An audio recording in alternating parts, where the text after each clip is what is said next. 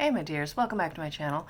It is Sunday, so it is the third day, I think, of the FantasyAthon.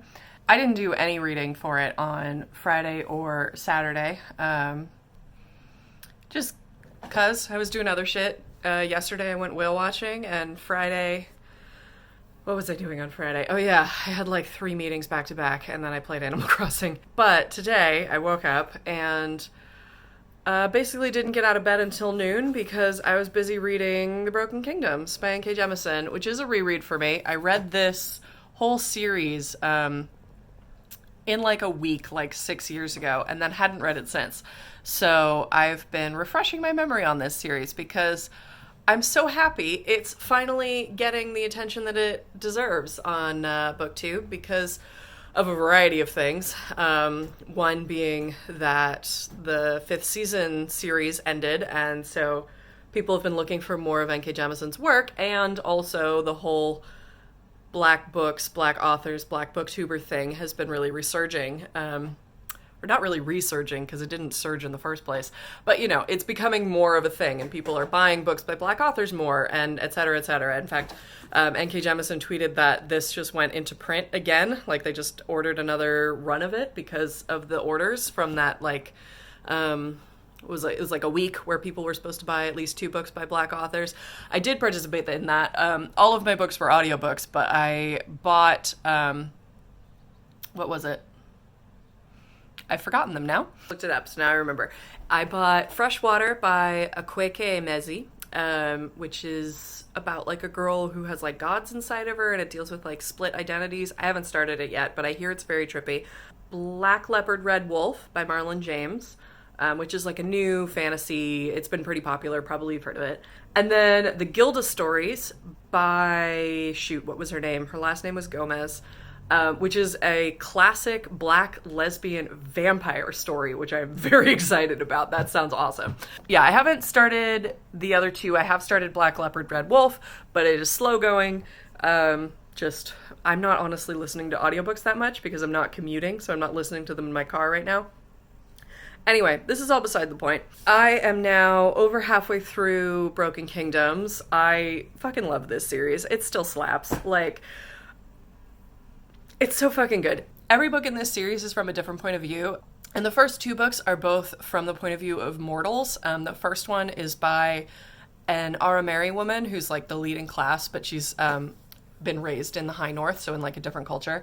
She's mixed anyway, being called back to like the Arameri stronghold, and it deals with a lot of like politicking and like conspiracies and gods that have been trapped for millennia. And then the second one takes place 10 years after the first one, and it is told from the point of view of a woman named Ori Shoth, who is a blind artist. And so because it's all told in first person from Ori's point of view, it's a really interesting experience to get a book entirely from the point of view of someone who's blind. She does have the ability to see magic, which I feel like in some ways plays into the like magical fixing of disabilities, but honestly not really. It's more just like on the sort of surface level, but the way that she is able to see by using magic as her sight is like very limited because most of the world doesn't like have magic, so she is essentially blind with like a few minor exceptions. But so that means that there are scenes where something happens and she doesn't know what it is because she couldn't see it, and she has to like rely on other people telling her what happened. And there's just so much other description other than sight because of what she can't see. Like there's so much descriptions of textures and smells, and yeah, it's a really cool book. And then the third one is from the point of view of a god, which I remember being very different because gods have a totally different perspective on like time and mortality and, you know, all that kind of thing. I have to now spend basically the rest of my day doing schoolwork, which is not fun. But I have a bunch of stuff. Some of it is due tonight at midnight, and some of it is due tomorrow morning because of my therapy clinic schedule. Because we're still doing shelter in place, but we're now doing teletherapy for clinic. So I do have a teletherapy client that I'm working with twice a week. And yeah, we have a session tomorrow. So that's kind of my plan for today. Unfortunately, I'm hoping to have more time to read later today, but it's going to depend on how quickly I can get my schoolwork done. And oh God, this quarantine and police brutality and all of this shit has just been like seriously affecting my ability to focus. My executive functioning has just been plummeting. So like the amount of work that I can get done in a day is way less than it would be if we were not in shelter in place and not dealing with the fact that police are murdering citizens in broad daylight with no consequences, which obviously Black people have been dealing with forever. I don't have easy answers for any of that shit, unfortunately. I am just a dumb white bitch who's doing my best. I do want to read Land of the Blindfolded, Volume 3, which I've read for a few reading challenges. It's a manga series that I've been meaning to reread for ages, and yet I seem to always get stuck in the first couple of volumes. I've read the whole series before, and it's adorable, so I should just read it, but I don't know. And then the other one that I'm hoping to read is Gideon the Ninth, for a hype train fantasy is the prompt for that one. And then Land of the Blindfolded is for a format that you normally don't, which is graphic novels or manga. I'm using Broken Kingdoms for 3 different challenges, I think. It's a debut title, a backlist title, and a continuation of a series. Because I am reading an average of like 4 to 5 books a month these days. In March, I literally read 2 because everything went to shit and I completely lost my ability to read. So trying to read 3 books in a week is probably ambitious. Rereads are always easier for me than books I haven't read before. So Gideon the Ninth is really going to be the biggest struggle because that's the only one that I haven't read. But yeah, we'll see how it goes. And I'll let you guys know later today.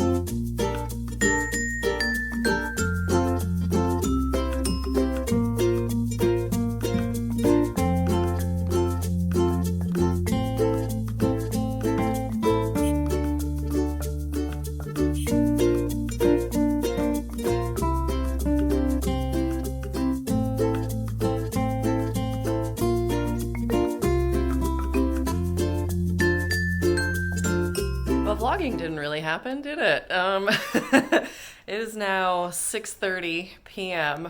on Friday, the final day of the FantasyAthon.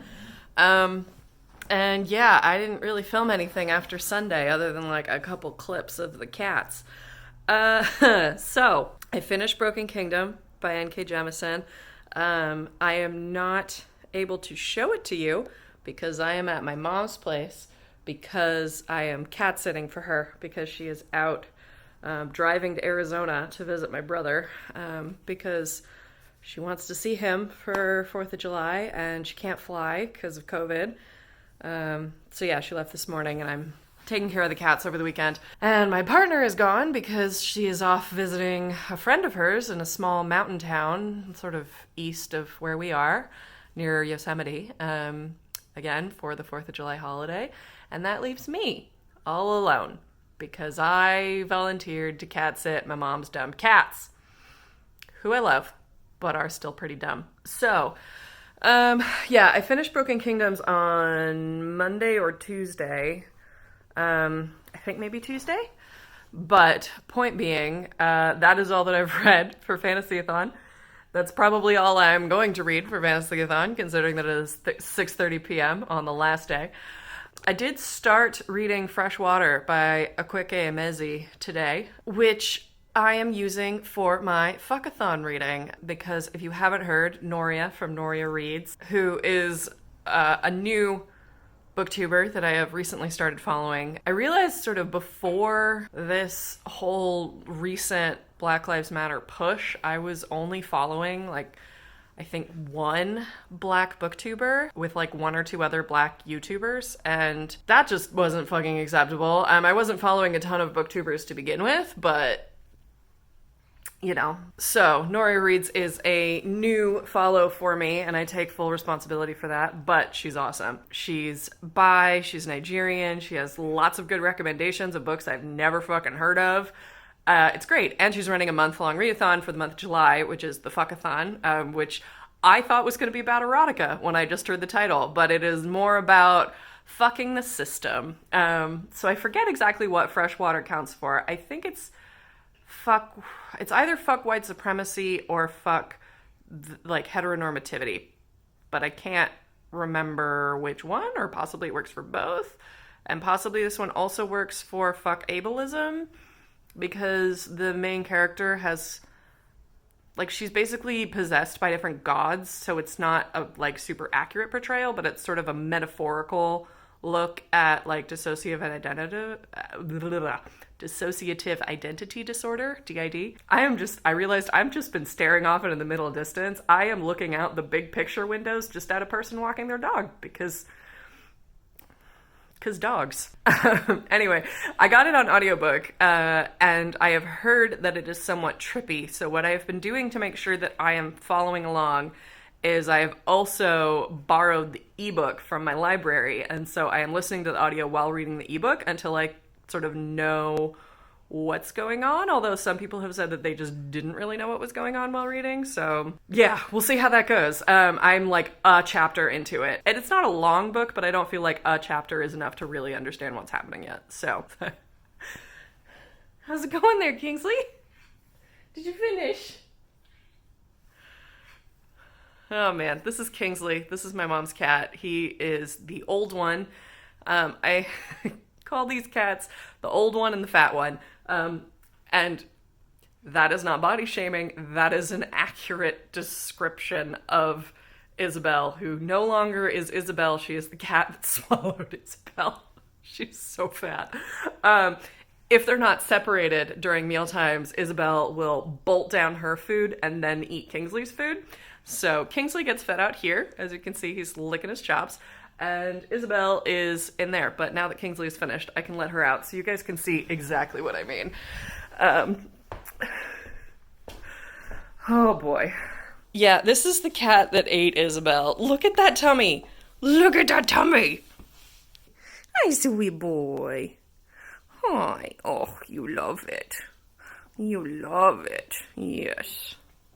Yes. Okay. You silly boy. Do you hear that? Wheezy child. Okay, so this is probably going to be my last update of this vlog because, you know, it's the fucking last day. But one of the benefits of being at my mom's place is that I have pulled out our family photo albums. And you know, there's this trend on TikTok, which I'm not really on TikTok, as in I have an account. I don't really post to it. I mostly am just there watching other shit. But there's this trend on TikTok of, like, finding pictures from childhood where they should have known that you were gay. I need to show y'all this. Look at that bisexual realness, ridiculous pants, and fucking cats. I mean, come on. Also, that's our dog. That was our dog, Betsy. I loved her. Also, this pose, I was just like obsessed with animals and the lion. I was clearly obsessed with Nala, which if you weren't obsessed with Nala as a kid, are you actually gay? In this one, I'm straight on just staring at a pretty girl. Look at that. I am just fixated on this pretty girl. What? I am just gonna have to full on expose myself here. I want you to look at everyone's shoes in this picture and then find the baby gay. Like, tap shoes, that's a boy. Little cute sneakers. Little moccasin slipper things. Cute little flats. Fucking hiking boots? Are you serious? Everything about this picture. Everything about this picture. What even is that? And again, there I am, wearing hiking boots and lacy socks for no fucking reason. And then people were surprised when I came out as an androgynous bisexual. I mean, people. The people is me. I was surprised. Somehow. All right, well, that's gonna be enough roasting myself for today. I think I want to do a just like mid-year check-in video, sort of like the mid-year freakout tag, but a little bit less structured. I also just kind of want to chat about shit because 2020 has not exactly been, sorry, I'm petting a cat, business as usual. And yeah, it just feels weird to be doing like a business as usual tag when shit's so fucking weird. Yeah, anyway. How did your FantasyAthon reading go? Let me know. Or if you didn't participate in FantasyAthon, just let me know what you've been reading lately down in the comments. And I will see y'all very soon. Thank you for watching. Bye.